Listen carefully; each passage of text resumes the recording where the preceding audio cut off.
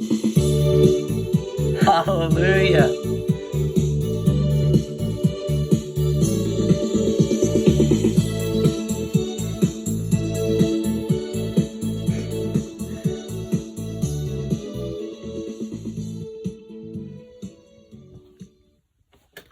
Welcome to the This Is For A Project podcast. Welcome. Today, we're going to be reviewing the movie The Founder. The founder. Mad McDonald's in the body. Yep. Mad McDonald's. So it's, what? A historical, drama film about, Ray Kroc and the McDonald brothers and how the restaurant got to be so big. Now, let me tell you, this movie, I liked it. I really liked it. I liked it too. It was pretty good. Yeah, so... Slow. I think it was a bit slow in the middle, but it's a good movie. I like it. Yeah. Now, spoiler warning. Yeah, spoiler warning. Yeah.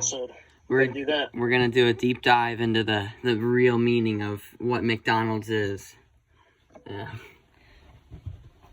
So if you have not watched this movie, I recommend watching it before watching the podcast. So, Billy, you know what? We have a special guest, Mathis. You can answer this question too if you want. What do you guys think of the McDonald's food chain? You know what? McDonald's, pretty darn good to me. You think? Big Macs. Chicken McNuggets. Really? The famous Mick in front of every single thing they have on the menu. Yeah. That's how they brand everything, I guess. Mathis. What about you, Mathis? What do you have to say? You like it? I agree with Billy. It's pretty gangum schmacking. Oh, what do you think? Now, my personal opinion, it's been a terrible experience all my life. I don't know if you guys know, but my last name is MacDonald, and ever since first grade, everybody's been asking me. Nobody cares. Never mind. Okay, listen. Keep on going. My whole life, everybody's been asking me, "Yo, Zach, can you make me a burger?" Dude, can you believe that? Classic. I remember when I first met you, it was like that. I thought. Yeah, I mean, it had like some relation. Everybody says it. They think they're so original, but no, I've heard it for 16 years. I've heard it since I was a baby. There's an A in between the M and the C. Yeah, it's MacDonald. Like mac and cheese. Yeah, mac and cheese. All right. Let's get on to this. No, this is ridiculous, man. The restaurant sucks, man. You don't like McDonald's? No, I don't even like McDonald's. You don't like McDonald's? Nope. Why? Their French fries are mad good. Yeah, okay, whatever. But their burgers, come on, terrible quality. Okay, so the history of well, anyways, so me and my last name and McDonald's and MacDonald's, right? They're actually related. They're both a clan from Scotland. So yeah, we kind of are related, but still, yeah. Anyways. So, like, the start of the movie, Ray Kroc, there's this guy named Ray Kroc. He's selling these multi-mixer things that's for milkshakes. Yeah. And he's trying to go around every single, like, a ton of places trying to sell these multi-mixers that mixes milkshakes up. Mm-hmm. Or, I guess anything. It's just called a multi-mixer. Yeah. Would you buy a multi-mixer if you had to? Okay, I'm gonna be honest with you. A multi-mixer, like what? Come on. You it seems so gimmicky. Oh yeah, it's gonna. It'd be so cool, dude. It's for a milkshake. Why do you need like 6 milkshakes in a minute? If you're having a cookout at your house, you just throw the Johns in the John. It's a cookout, not the Johns up with the John. It's a cookout, not a dairy out. What are you talking about? Oh my. And now, yeah, right. Okay. I know Billy, you actually want to own a restaurant when you grow up. Am I right? Mm-hmm. Yeah, that's correct. Now tell me this: do you think it would be financially a good idea to buy a multi-mixer? depending on the price. I'm not sure if he discussed the price in the movie, but yeah. You're right. If I would, yeah. How much is a multi-mixer? Well, we're gonna find this out. Pretty expensive. It's probably like $500. Holy crap! There's one that's $39,000. Would you buy it? No, it's probably. Oh no! No way! No way! All right. Oh my god. Okay, so. All right. Go ahead. You take it away. So at the beginning of the movie does a good job at highlighting the problems with order out restaurants.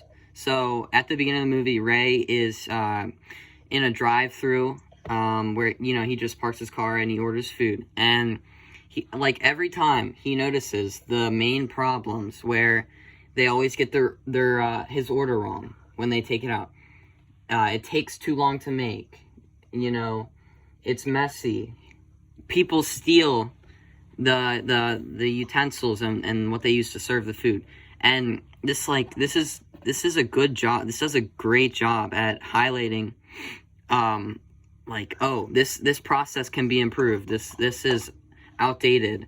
And it makes when Ray Kroc finds out about the McDonald brothers, like, super important to you. You think, oh crap, these guys are actually smart.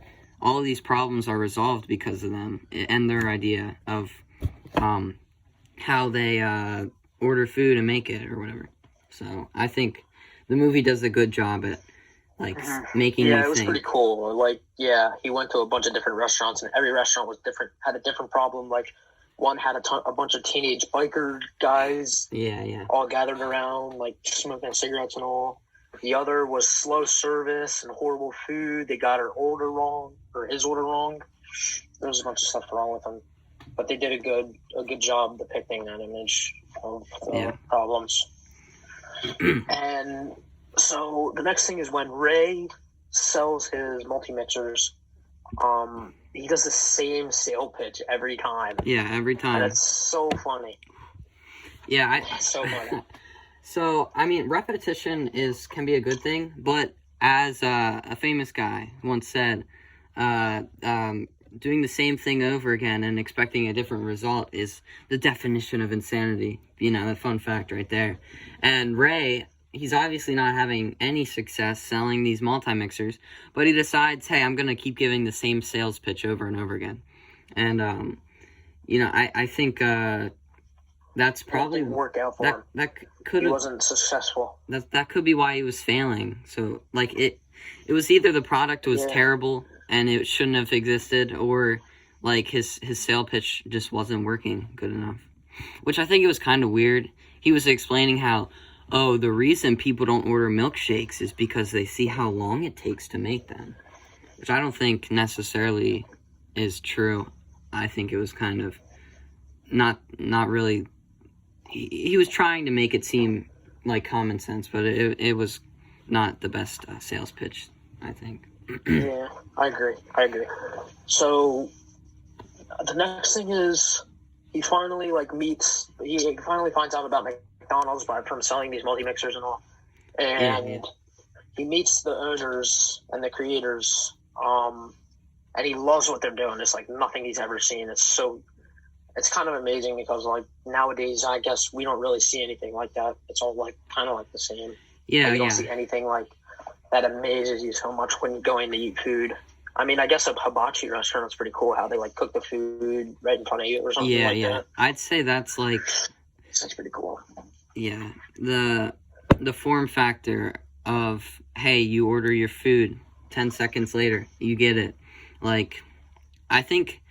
The thing is, like, it's so hard to come up with revolutionary ideas today because, like, they've all been thought of, they've all been done. And I think, like, they took advantage of, like, a classic problem. When they had the chance, they found a way to improve it.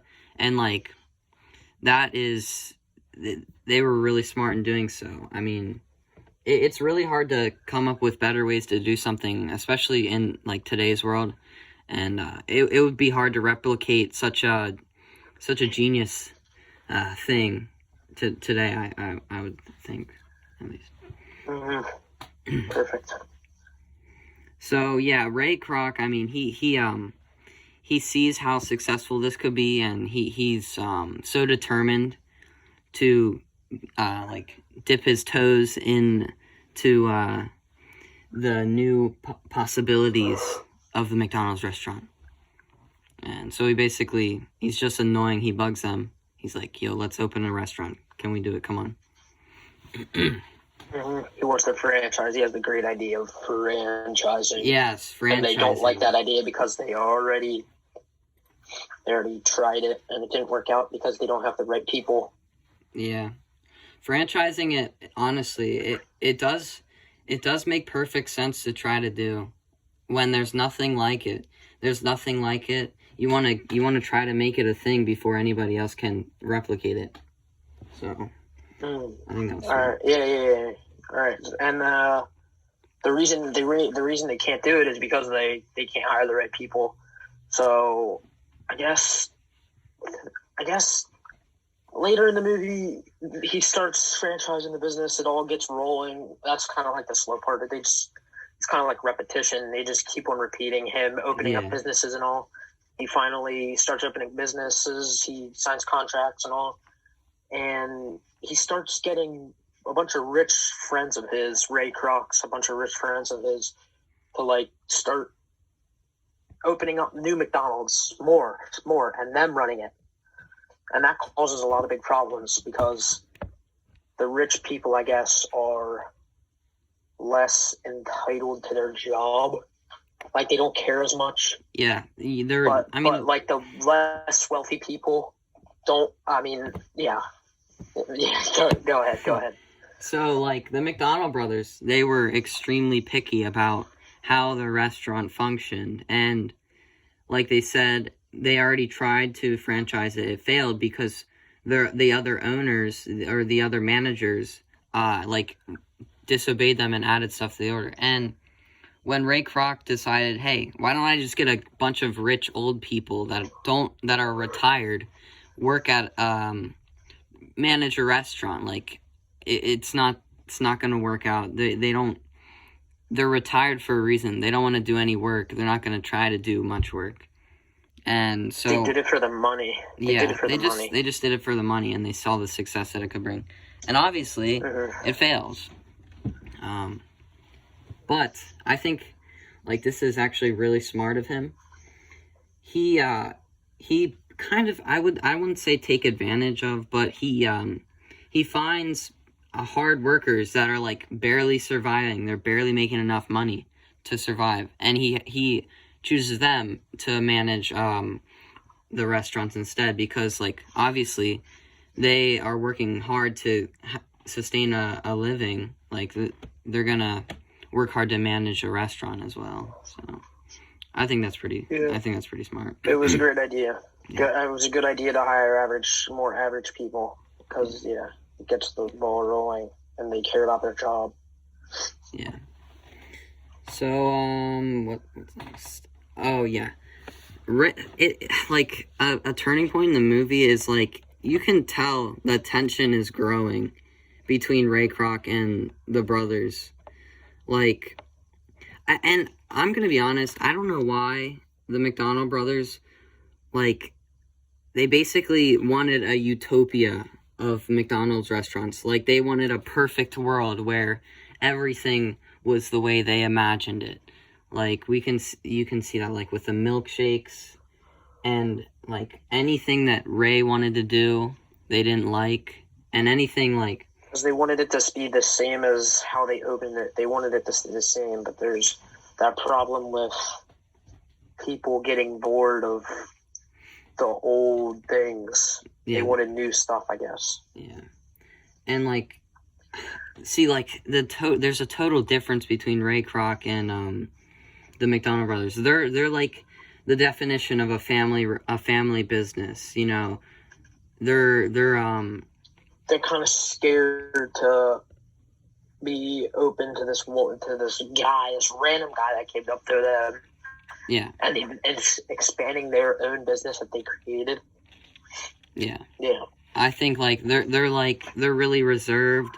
They're not as aggressive with being successful, like, because, you know, even though the milkshake powder would have saved them so much money on electricity costs, like, they decide, we want to be real, we want quality, and, you know, there's, like, a total difference between that, because Ray Kroc, he is so aggressive, he basically is just in it for the money, I would say. He wants McDonald's He wants to be rich. to be rich. like successful, and he's trying to cut corners every way possible, I guess. I don't know.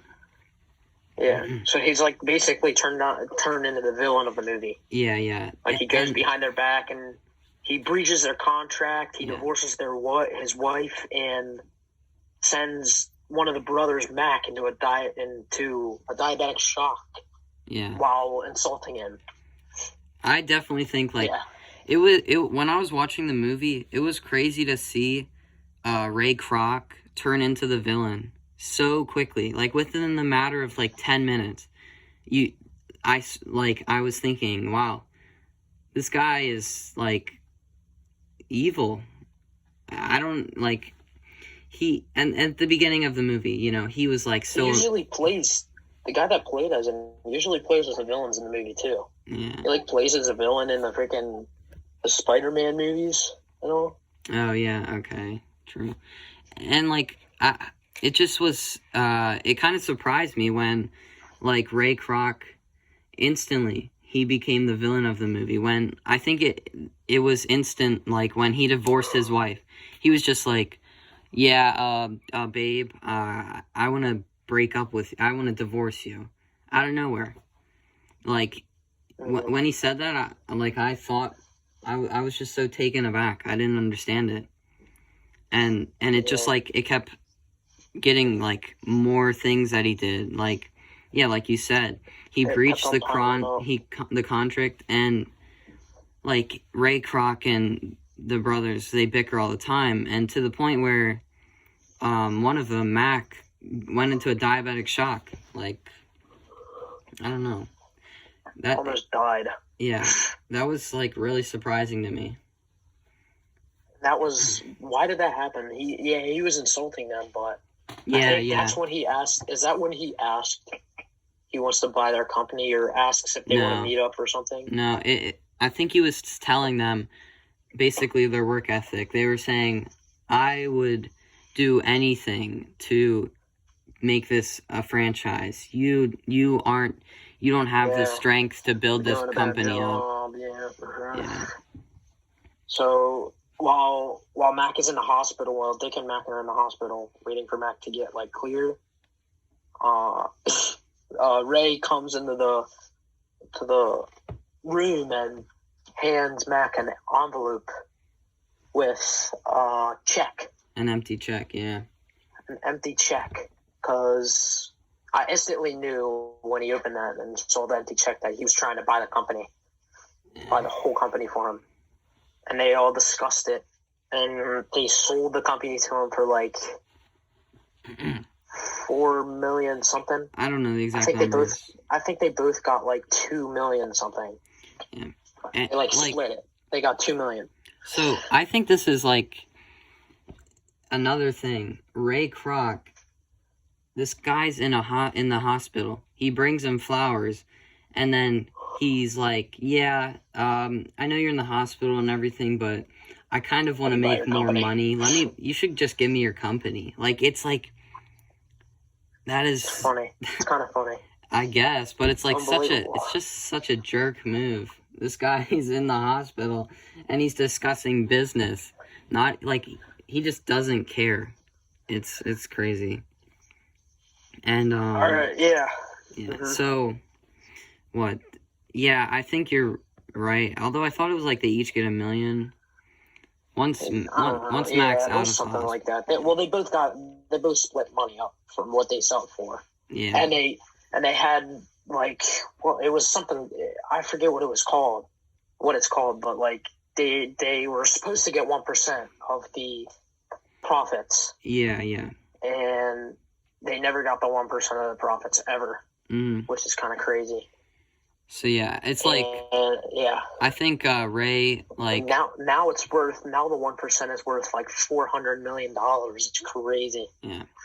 I think like what Ray Kroc did, he took advantage of them when they were like so vulnerable in the hospital, but they end up coming to an agreement. The McDonald brothers each get $1 million, and they want 1% of the company.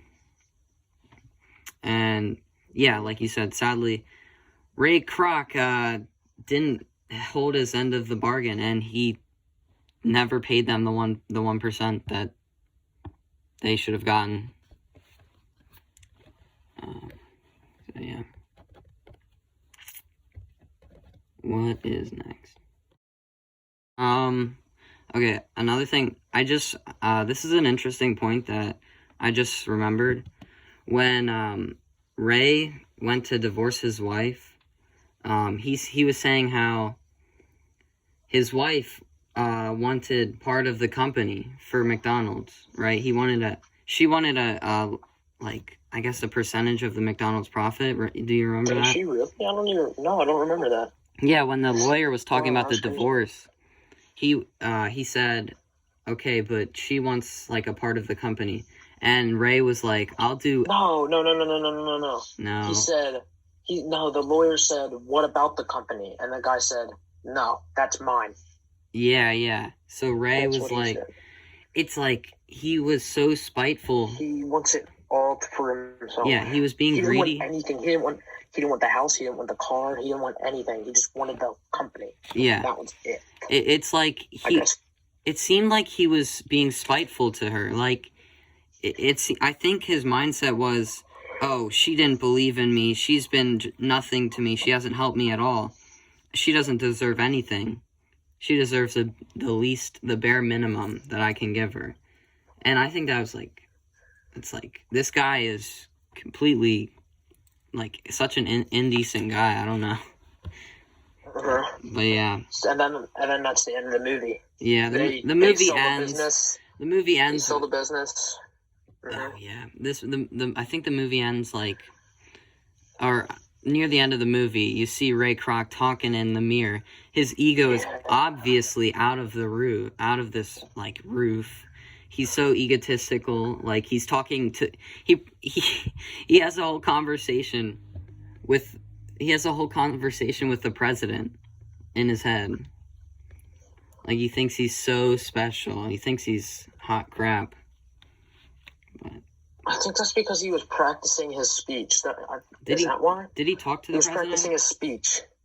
Yeah, he talked to he went all over the place, like giving this speech. I'm looking about how he's the best and like his McDonald's and all. And then that's it. And then he pulls out the card and it says founder of McDonald's. Yeah. And then the two arches logo.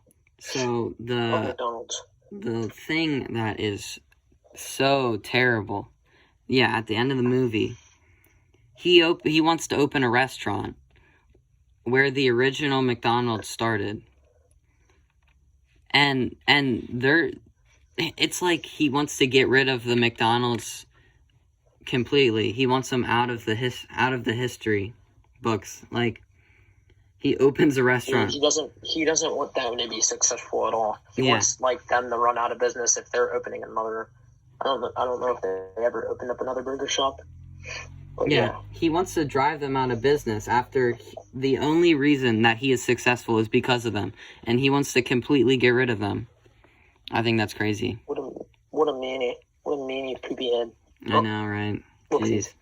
Yo, you slipped. Oh, I gotta add that. So, dang it, bro. Dang it. Alright. So, what was your overall rating of the movie? Okay, okay. Out of 10 or out of 100? What are you thinking? Out of 10. Out of 10? Okay. So, I did like this movie.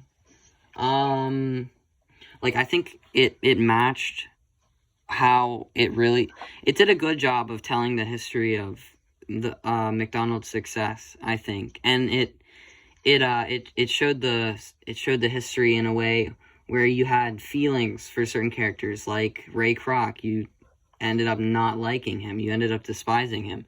Whether, if you just read the history, you would think, oh, this guy made the business successful. But through the way they told the story, you think, this guy's a villain.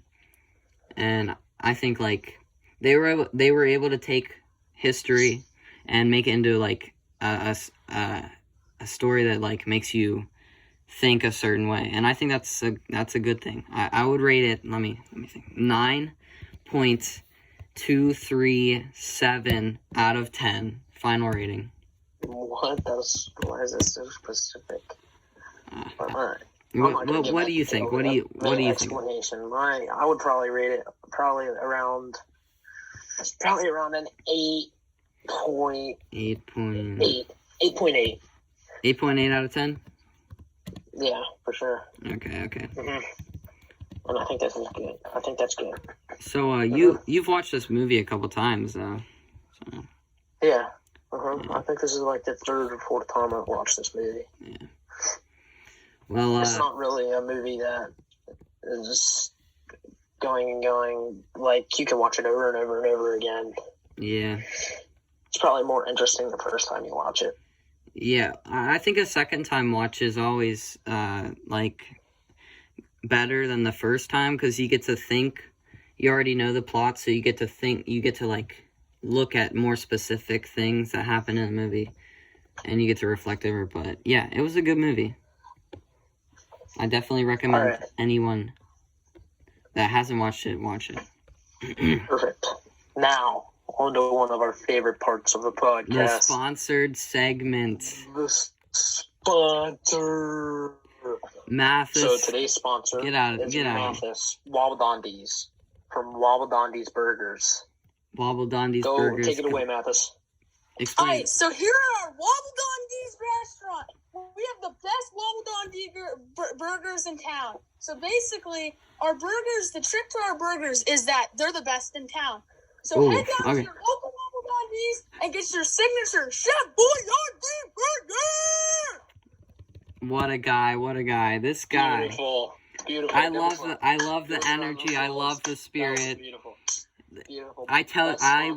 I guarantee you, the amount of spirit that he just put into that sales pitch is the same amount of spirit that goes into each and every burger that you chomp on. Beautiful restaurant. I mean, it's definitely top notch. The food is amazing. I recommend it to anybody for sure. Check it out. 100% a go-to spot. Yeah. Link to the restaurant will be in the description. Go and check it out for sure. And that will be it for today's podcast. So thank you for joining us, Mathis. Thank you all for watching it, and a little sneak peek. Our next movie will be about Hacksaw Ridge. Really excited about that one. But tune in next episode. See you guys.